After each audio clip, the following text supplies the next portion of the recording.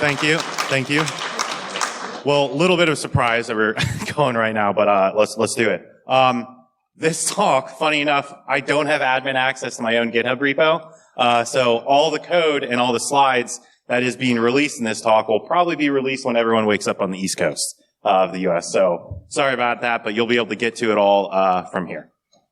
So this talk is about kind of like more of an offensive overview of some ransomware techniques that I've seen a couple different groups use in different operations. This is going to be based upon a couple different blog posts of incident response that's happened and an overview of some tooling and techniques. And finally, I'm really from an offensive security background. I've been doing this for 10, 11, 12 years, something like that. Too long, but I enjoy it. So we're going to talk about it. So yeah, like I said, today we're going to be covering some of the tooling and TTPs, or tactics, techniques, and procedures that ransomware groups, and I'm going to talk about it. Like, some of the stuff that they do just is dumb. Like, I think a lot of the industry, or at least me before I really started diving into what they're doing, kind of held different ransomware groups as like, hey, they're probably doing some cool shit, right? Like, they're figuring out how to like write some really cool tooling and do some unique stuff. And really, it's like elementary level hacking. Like, it's not hard to pull off. A lot of the tooling that they wrote, I thought was going to be really unique. Like, I'm trying to think of the right word. When I look at their code, I would have seen like, hey, they probably, like, there's some professionalism in it. Like, they did some good work on it, and it's really just super basic junk. So what we did is we started looking at, myself and another individual, looking at some of the tooling that they actually did use, and we decided to recreate that tooling. No, we're not releasing ransomware. We did not write Lockbit. We did not deploy that on Andy's domain, anything like that. But there's a couple different tools that they did use for like lateral movement, how they're identifying live hosts inside an environment. So they had each different group had their own unique way of doing some of this. And so we thought, like, hey, as offensive security professionals, we're asked regularly to like emulate bad guys or these ransomware groups. And so we wanted to have as close to the tooling as they have as possible. And so we wrote it ourselves, and then it will be public on this repo here in just a second. So yeah, you're going to see all the tools, all the code will be released, so you'll be able to go and use it whenever you want. The slides will be up there. And finally, we'll end with like really some basic stuff that probably everyone knows, but like, how can we actually make life harder on ransomware, like trash actors? Like, if we do a lot of the basic principles that I know pretty much probably in this room already knows, like, we can shut a lot of their actions down. I mean, really, that whole like section is going to be about like, what makes my life harder as an attacker? Like, when I go in and break into places, the things that like really make my life suck because I can't do stuff is what we're going to discuss. So next two slides, this individual is not here with me, but his name is Victor Suarez. He helped work on a lot of this code and really built pretty much all of it that we were doing, because we were both doing the analysis on what these ransomware actors were doing with the goal of obviously recreating the code and releasing it today. So I want to just shout out to him because he is unable to be here, but really helped contribute to this talk. So Victor is awesome. Myself, this is probably the last two important slides of the whole deck. Just like I said, I've been in this industry for probably about 15 years now. I consider myself a hacker. I use the tool developer very loosely. I like to write code until it stops erroring, and then at that point, I'm like, it's good enough. I worked on a bunch of open source security stuff, and I like to scuba dive and do jujitsu and fight people, so it's all fun.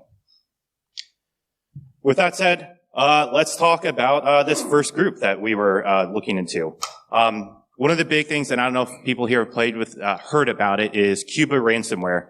And this is a type of ransomware that's been deployed by what's group known as UNC2596. So basically, what this is it is ransomware that's commonly known and tracked as cold draw. It's deployed specifically by the group UNC2596, which I think Palo Alto also calls them like Tropical Scorpius. But the big thing is like it's known and associated to be used exclusively by them. This was found around like 2019 and like first initial uploads of it, but then it wasn't seen like deployed until 2021. So Basically what had happened is 2021, when they started like actually tracking and finding this ransomware that was being deployed, they found initial uploads actually 2 years prior, probably in like testing phases, maybe in some initial deployments that weren't like actively followed. So this group likes to operate via double extortion. Basically, what they would do is they would not only encrypt your data, but then at the same time, they're looking to egress your data out of their environment. And so basically, they want you to pay up, obviously, to decrypt your data and get access to it.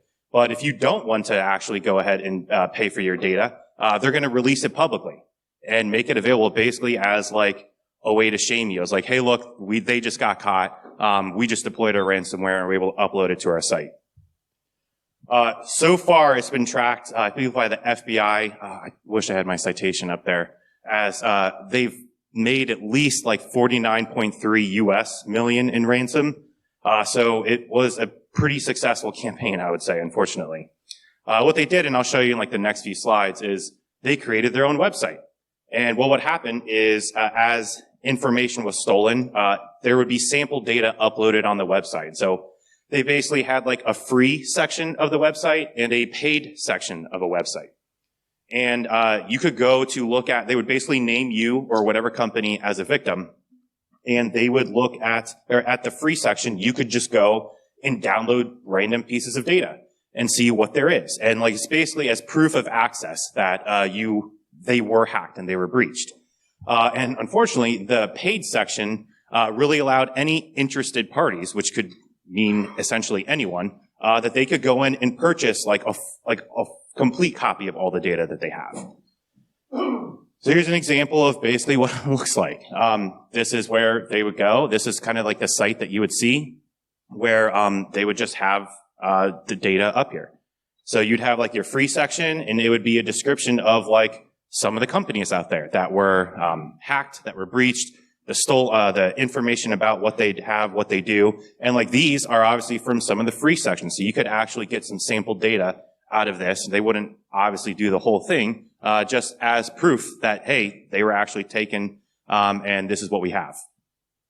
Then they'd have their paid section where you can actually get all of the data that they had. So this is their way, like I said, of double extortion, where they're trying to get money on both ends of it, whether the victim company is going to actually pay for it to have their data decrypted and released, or whether they can get from maybe additional hackers that are out there, or competitors that are trying to perform some sort of like corporate espionage or something like that to get data from these companies. So how they obtain initial access to like deploy this ransomware?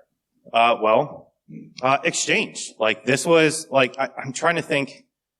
So I do, like I said, red team work, offensive security work. Honestly, I think in the last like 5 years, the number of times we've actually used exploits to gain access or do anything with it has probably been like less than 5 times. I mean, typically everything that we see is going to be like configuration based, and that's how we actually try to perform lateral movement and move around and compromise different types of data or whatever our objectives are. But these guys, this was right about the same time frame that proxy logon and proxy shell started coming out.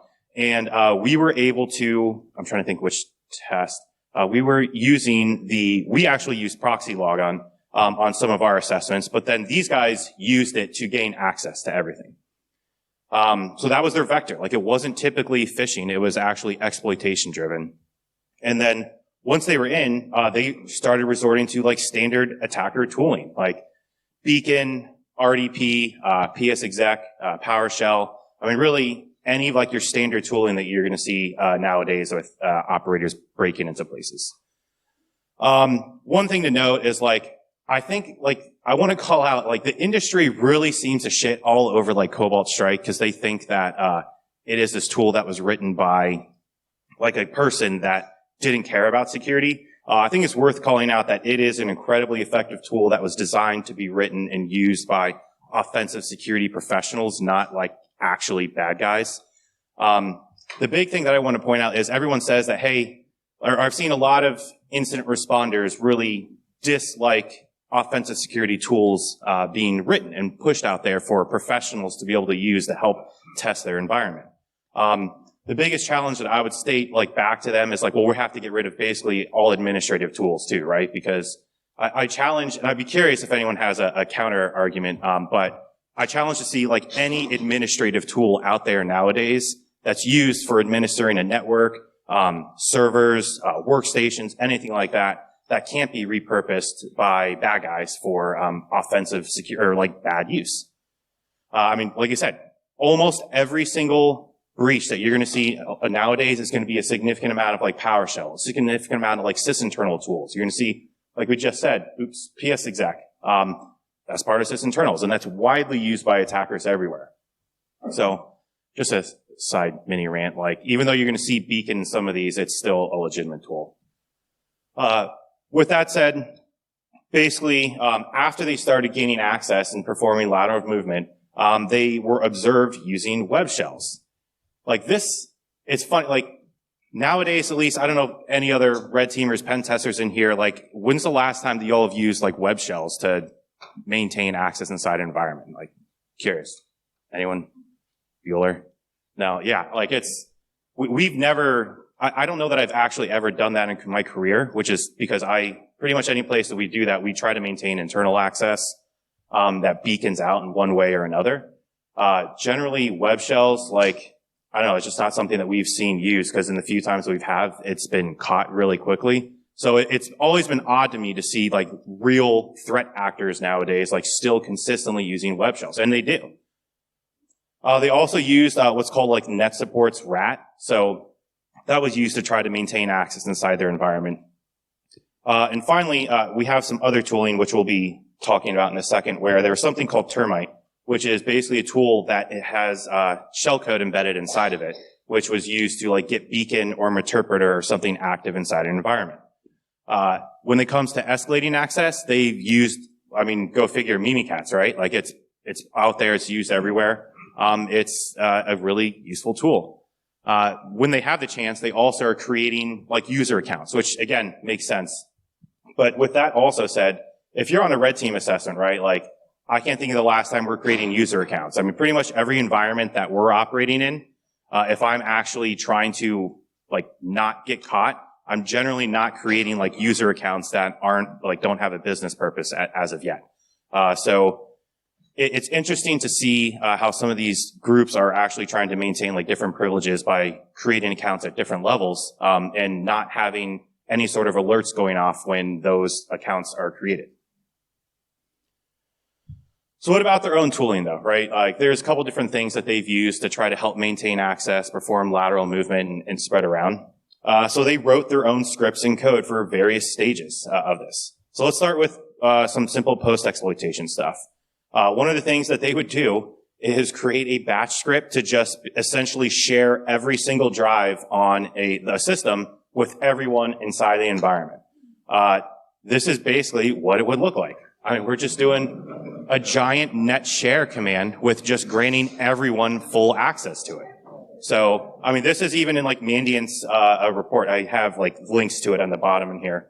But like if you were to go look at the report, that's basically what they're seeing is like, hey, let's just mass share this with everyone in the environment.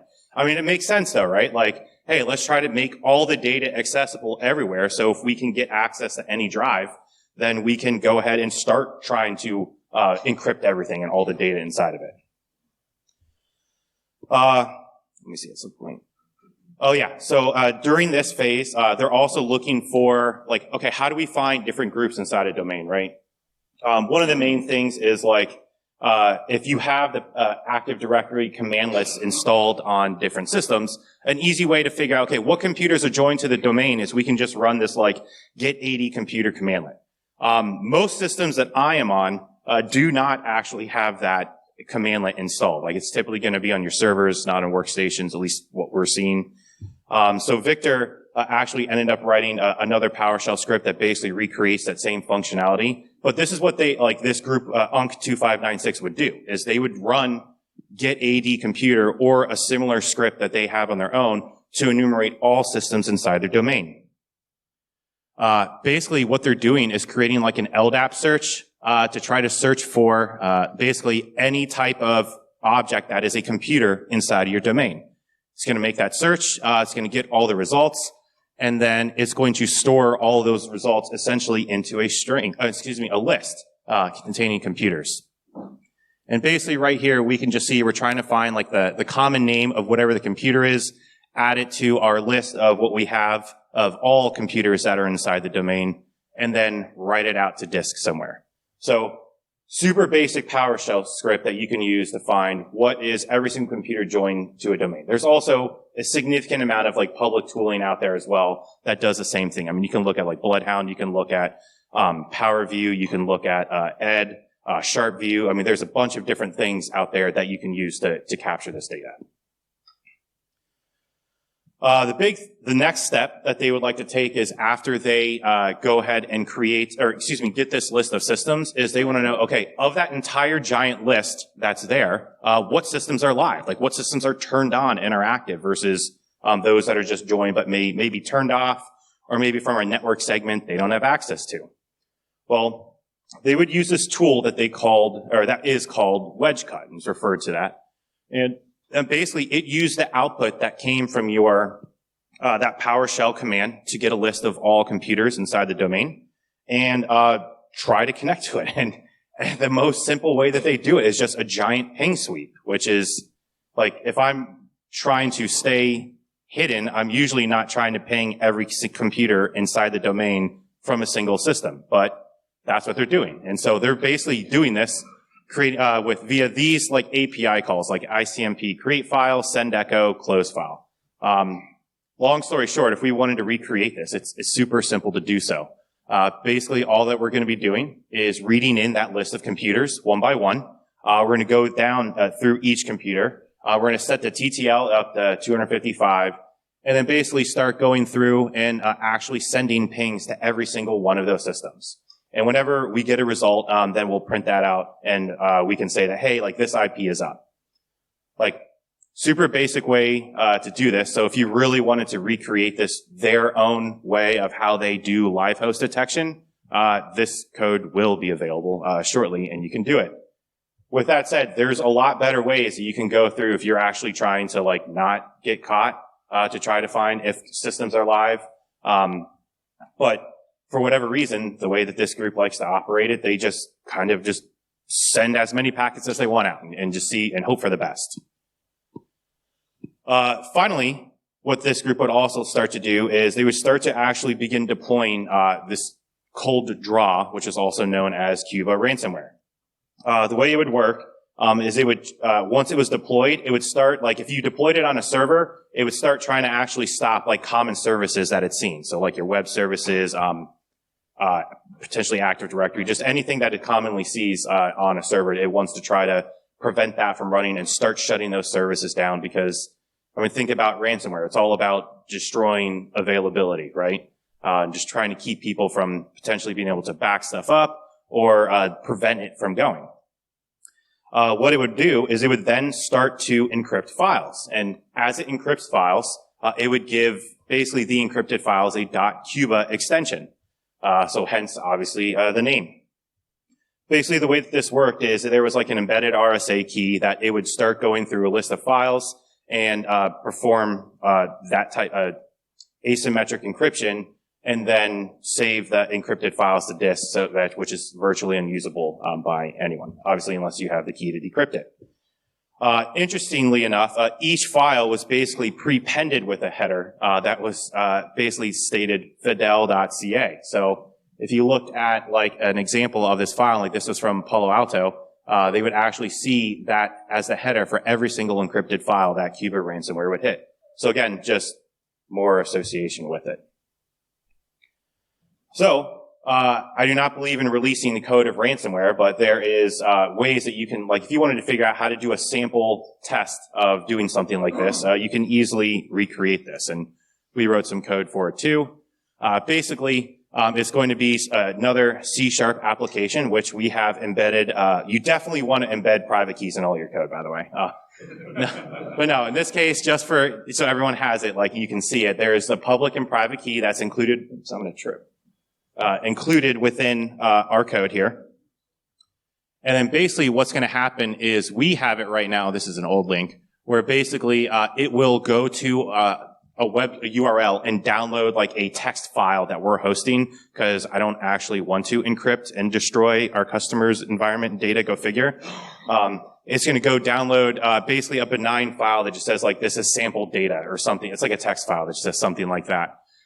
Bring it down to disk, and then it's going to actually encrypt that data and then save it as like encrypted.cuba and have everything stored on disk. So the only thing it's actually missing is the header, which is not included in right now. I guess we could hard code it in, but the main thing is like, I mean, a lot of stuff is looking for anything with this .cuba extension starting to appear on disk, because, I mean, that's an obvious sign of what this type of ransomware does.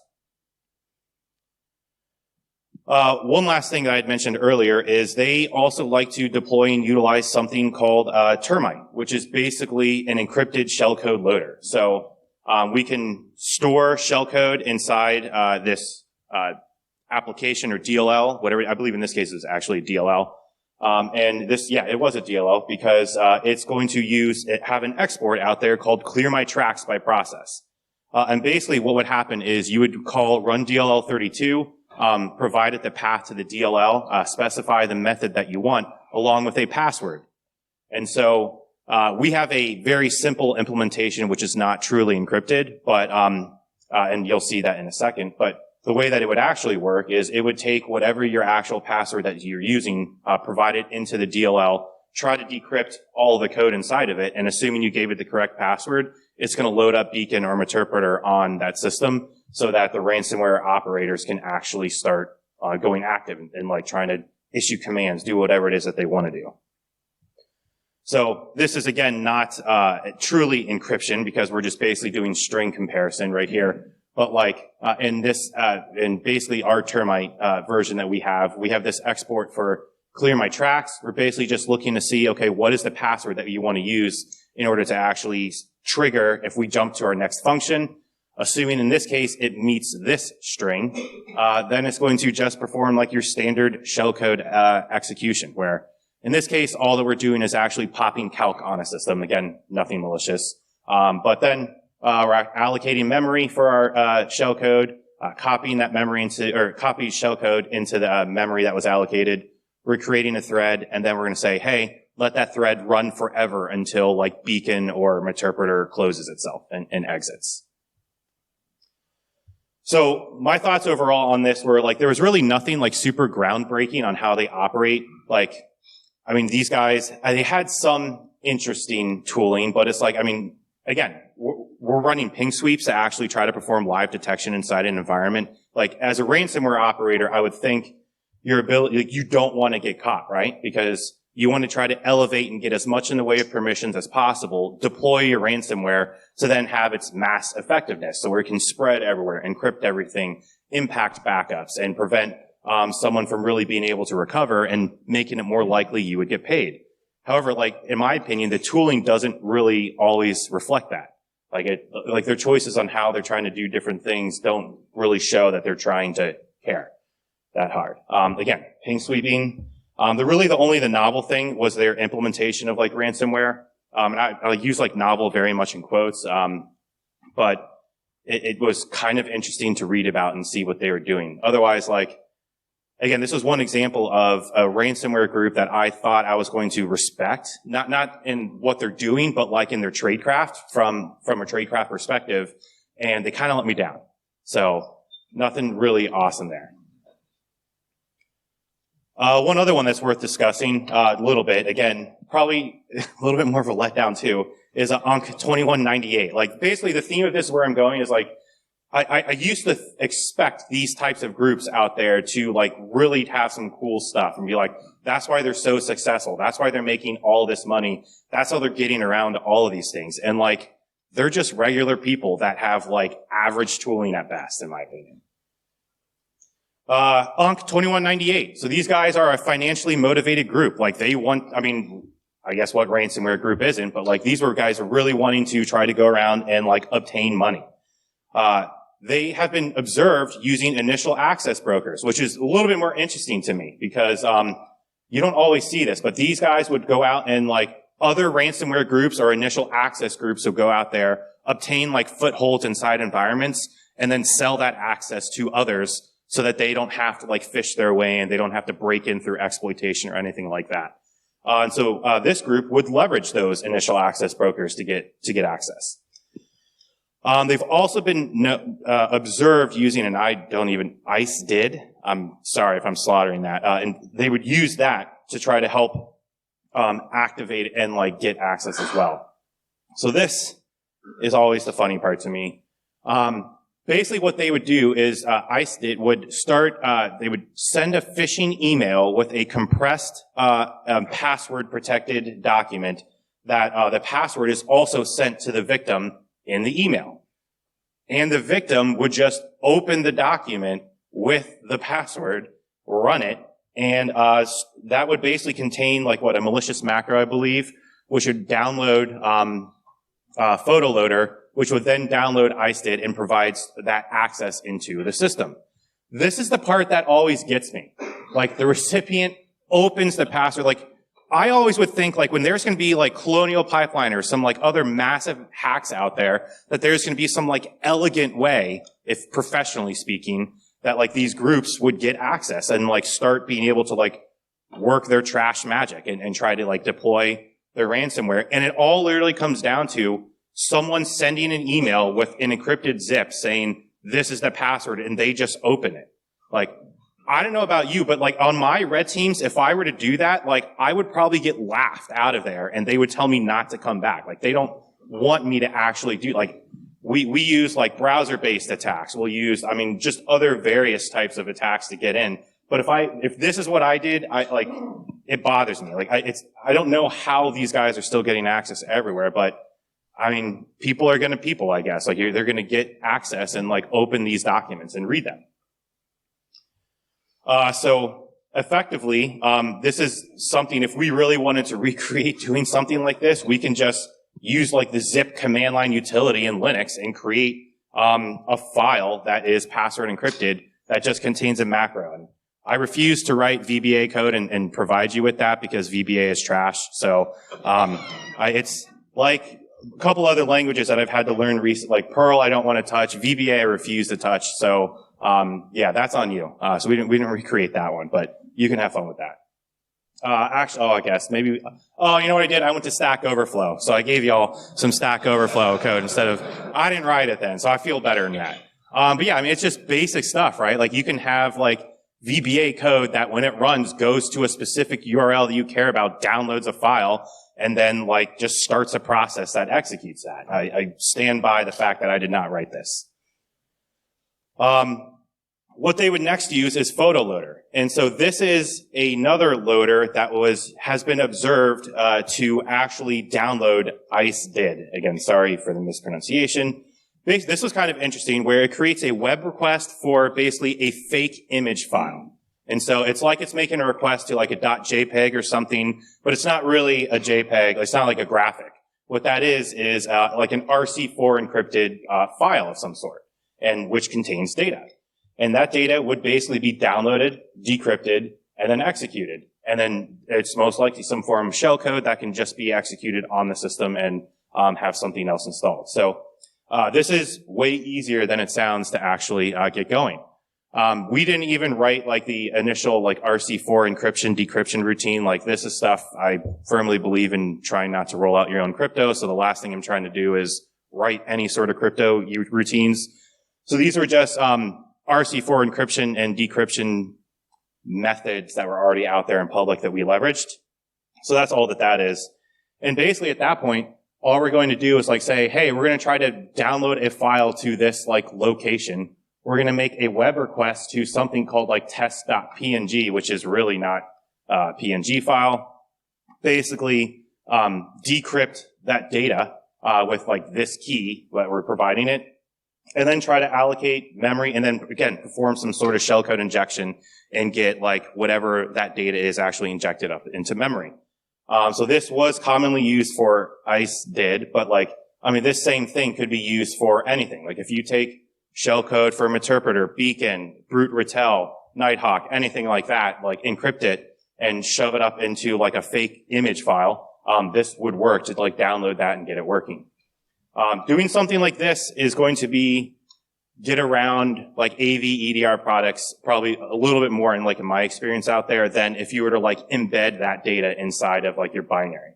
Not only that, because it's also encrypted, it kind of like your entropy level goes up a little bit, but the ability for an EDR to recognize it like as it's being downloaded goes down. So I guess targeting to figure out if it's going to work best against like whatever EDR would probably be best to know like what you're going against and just test against that from an offensive perspective. They would then use what I had never actually used this, and so this is interesting to me to look into, but like Inno setup to basically install a backdoor on different systems. And so that is an open source like Windows installation utility. So like, whenever you download like a new program and it's asked you like, where do you want to install stuff? Like, do you accept this? Like, is everything okay? This is basically like an open source tool that anyone can go out there to create their own like installers. So that they would trick people to basically run this installer and effectively get their backdoor in place on a system.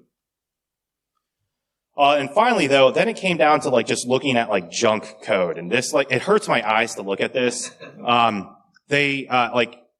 was pretty interested in like their tooling like up through these first few parts until past the phishing part, and then we got to this because like anything command line auditing related is going to like catch this. Like hopefully a lot of environments have command line auditing. I'm aware not all do, but like Sysmon, if you can have this, if you can have other tools that are out there, you can capture some of this data. And what they would use is they would use bits and like PowerShell to download different tooling that they had on their own and basically stage it on the different systems that they have control over and start using that to execute them on different systems. So you can see we have like the bits admin transfer where we're downloading stuff. We're using PowerShell to actually download stuff and get it onto the system.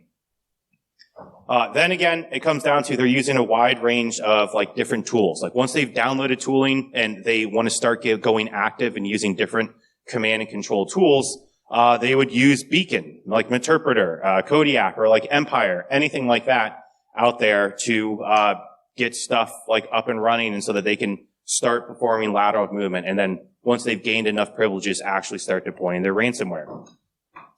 One interesting thing is that they were using like Unicode escaped and ASCII characters to try to like trigger jobs, and like where files were stored to try to help avoid AV EDR detection. So they would use stuff like this. They would use this and like invoke applications this way, which would ultimately come down to like showing this is what it is when it's escaped. Same thing with like when they're creating scheduled tasks. They would use that. And I guess I don't know which AV or EDR that they were going against, but simply like using some encoding like this, Unicode encoding on this, they were able to get around like various detections when just doing it this way. They would also start the last thing I'm probably using, Bloodhound is an amazing tool. I love all the guys at Spectre. I know them really well. I generally don't use that on a red team engagement, except if maybe at the very end, if I have absolutely nothing. Generally because when you have one system connecting to potentially many, it's possible for that to be easily observed and detected. This group didn't really care. Pretty much, it's like if I'm a pen tester and I first am in a system, what is the 101 methods that I'm going to use to start enumerating information from a domain? It's going to be who am I? Who am I whack all? What are the domain admins? Pretty much all of these commands, they would be observed to start using inside the environments that they were testing in. So along with that, like I said, they would also use Bloodhound, which makes sense because if they can use Bloodhound to quickly find a path before actually deploying their ransomware and getting caught, then they can use that to try to help get around and actually achieve administrative access. Finally, they would use rclone to exfil and egress sensitive data. So kind of the same sort of setup where they wanted to have the ability to potentially, if they can't get paid from you by decrypting their data, they're going to want to try to get your data out and then potentially embarrass you, see if that can extort you that way to get money from you. The interesting thing with these guys were they upped their game pretty quickly. So TTR is like the term like time to ransomware basically is you can think of this as like from how quickly do you as a defender need to detect this group from their initial access? Because that TTR is basically when they would deploy their ransomware. And this group was observed in July 2020. It took about 5.5 days, like that, and which is pretty quick, to gain access, elevate to as administrative access as they can, if not domain admin access, and then actually deploy their ransomware and have it affect everything. July, August, 3 months later, October, that upped to 1.5 days. So, I mean, that's a pretty significant difference in time that's really quick, that you have to be able to detect that, as soon as you can and immediately take action to prevent them from being able to deploy ransomware and have it really just take down your entire environment. So from a tooling perspective, I thought that they seemed a little bit better than UNC 2596. Like you said, I was pretty interested in what they were using, the different types of loaders that they had. But it was also kind of counterbalanced by like the phishing perspective. Like, again, it's hard for me to completely respect it when all that we're doing to try to gain any sort of access is just like, please open this document, here's the password, and then hoping that it actually happens. Like I said, like in real world, like, testing on my end, oh God, if I were to do that, like our customer would probably be pretty pissed at us because it's like, this is like the best you have. You're just like, please open this document. Also with them what's interesting though is like all the different commands that they utilize. So bits, like we do see that commonly in different threat actor groups out there. I don't personally use that a ton myself, but like it's effective. And if you look at a lot of different incident response reports, you will see that there are various groups that are using that too. I hadn't seen that Unicode escaped commands done a lot, so that's actually something I'm going to want to play around with a little bit. But I would suggest like testing that out inside your environment. Like if you're seeing that, or like if you were to create it on your own, like whether that's a scheduled task, command execution, anything like that, like does anything alert upon it? Like even if AV doesn't like stop it outright, like are there any silent alerts generated in the SOC that they may start investigating into it? What can you do? So this is just, again, high level thoughts on it. Like, real world defenses, like I think you obviously have to have AV. You obviously have to have EDR. I also believe that it has failed us. I believe it, like the industry, like it is a failed industry. I'll go show a couple of news articles in a second, but like in my opinion, and any, I think, offensive security professional's opinion, it is a foregone conclusion that any and every AV or EDR out there will be bypassed. Now, does it take an hour? Does it take like a few days? That's obviously going to depend. There's going to be some testing involved, obviously, but like it's absolutely in no way 100% effective. Like Colonial Pipeline that like got hacked and like breached in the US at least. They had AV EDR and like clearly that was bypassed for a pretty massive effect, to shut down that gas pipeline in the US. Funny thing is like, AV vendors, even themselves, have been on record as stating like the industry is effectively dead. Like, Symantec has something declaring like that their antivirus software is dead.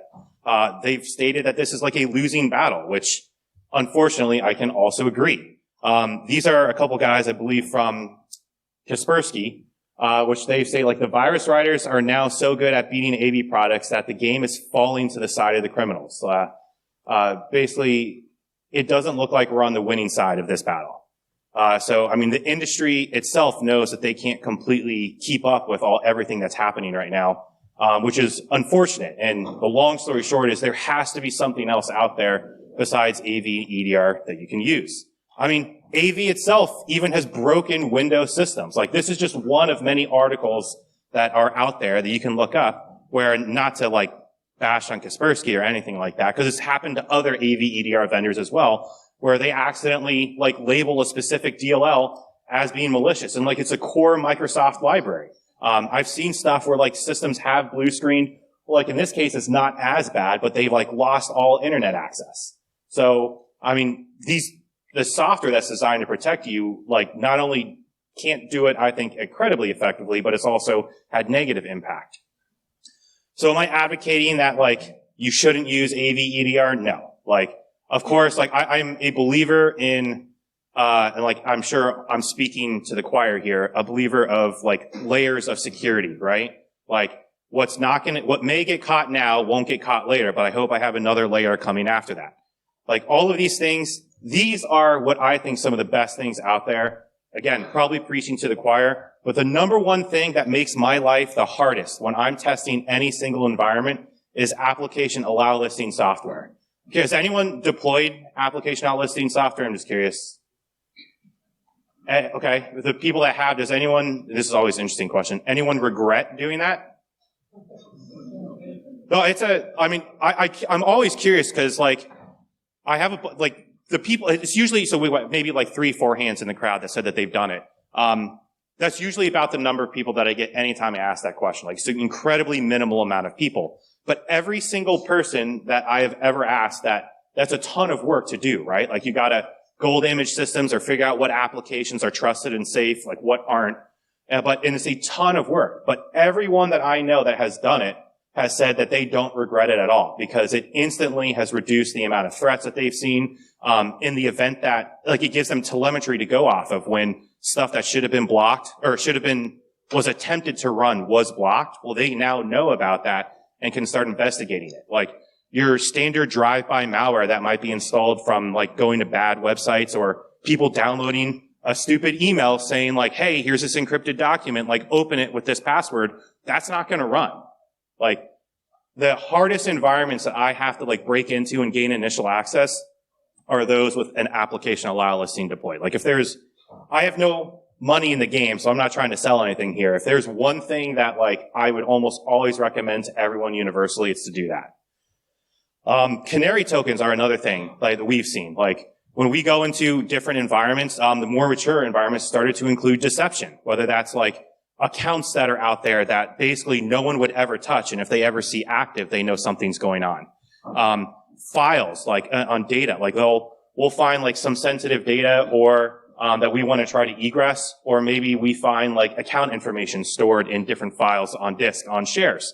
And if any of that data is ever caught egressing an environment, or if any of that, like, data is used to start a process as a new account, that's an immediate trigger for them. They know, okay, there's no legitimate reason why any of this should be egressed or actually accessed and utilized. So we know a bad guy's here somewhere. Let's start hunting for them further and trying to find them. I am a huge fan of that as well. And then we got, like, just coming down to the basic stuff, right? Like, network segmentation. The environment that I said that has application allow listing that was, like, the hardest for me, they also had, like, once we gained access, network segmentation, but, like, they actually did it right. Like, from workstation to workstation, you couldn't talk. From workstation to, like, servers, you couldn't talk unless it was, like, a specific protocol that, like, they knew that was a web server, so they allowed open, like, HTTP or 443. Like, it was, like, it was one of the hardest environments that we ever had to test in just because it couldn't do, like, anything. Gosh, my neighbor, in Colorado told me, and it, like, gave me nightmares, is that, at his company, the local administrator account, or excuse me, the administrators group for every single system in the domain had the domain users group as the local admin. So literally, any person was admin on every single any domain user was admin on every single workstation inside there. I mean, you could go from, like, mailroom person to, like, CEO's desktop in 10 seconds. And, like, when I was like, you have to change that right now. And apparently it was a big change review process, like, they were in progress of doing. And I was like, that is, like, a ransomware or, like, a bad guy's, like, dream environment. So, like, really, that should never happen. Like, do people need admin rights? Like, no, right? I mean, thankfully nowadays, the environments that we're testing generally, like, we don't have admin rights because the people whose systems we get on usually don't. If we find, like, a workstation admin or server admin, then maybe they do. But doing that, like, some of these basics are doing. And finally, like, any sort of offensive security testing. Like, there is a ransomware testing thing that we've used, like, in talked about, like Riscado, but like go get red teams done. Like go get like penetration testing done. Like anything like this will also help identify like basic stuff that you can use to make your life easier and make it harder on attackers. I know, there's nothing like groundbreaking here, but like I coach my kids like sports team, like baseball. And like, I'm a firm believer in like the fundamentals. Like you learn how to field like a ground ball, you learn how to hit well, and like you do that, then we can expand upon that and like really improve your skill set. Same thing with security, right? Like let's do some of the basic fundamentals. And if we get those basics down, they actually work. Like it makes life harder. Like makes my life harder as an attacker. Like I've seen it firsthand. I can say it sucks. So like if it sucks for me, it's also going to suck for those real world like bad groups out there. So long story short, a little bit of a rant, but like I think it's worth knowing that these groups are out there. There's obviously different types of ransomware groups that use different types of tooling, but they're not like superhuman. I mean, we've seen the different groups that they have, or like the different tooling that they use and like everything like that. And it's not groundbreaking. I mean, we're literally ping sweeping a network for hosts. Jesus Christ. So how you doing? I'll always honor a bet, mate. I appreciate it. I appreciate it. So there's nothing crazy there. We will have, so give me like, again, once East Coast wakes up, hopefully I'll have admin rights to this repo and it'll be published. And then at that point, all the tooling and stuff that like the code that we looked at is on there. So you can go through and start recreating those different tools that like the bad guys use. Along with those are different YAR rules for actually detecting the tooling that we created too. Otherwise, if you have any questions, you can feel free to hit me up now, or anytime at the conference or after that. So thank you. I know it wasn't who you were originally here for, but appreciate y'all hanging around, and thank you.